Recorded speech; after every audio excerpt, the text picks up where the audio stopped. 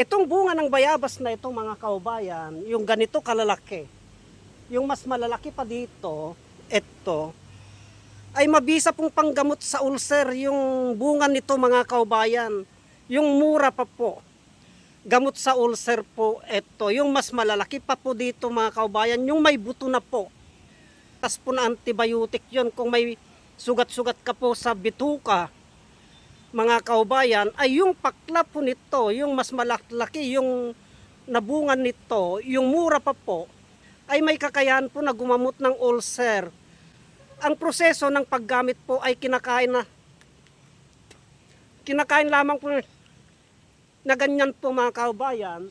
Ang gumagamot sa ulcer nito, yung mas malalaki pa po dito na bunga, na kwan, yung balat po, tapos yung laman, yun po ang may kakayahan na gumamot ng ulcer. Kinakain lamang po yan na ganun.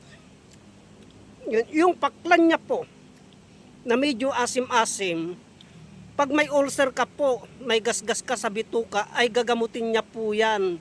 Pero sa pamamagitan ng bunga ng bayabas na ito, yung bubot pa, yung mas malalaki, yung ganito kalalaki mga kaubayan, na lagi naming pinapakain, yung gasgas niya sa bituka, yung pagdudumi niya ng dugo ay gumaling po. Napakabisa po yan mga kaubayan sa ulcer, acidic, gastroarthritis, yung kabag, mabisa po yan, yung kabuhi, yan mga kaubayan.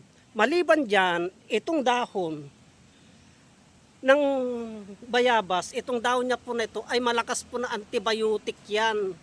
Yung panglanggas sa mga sugat,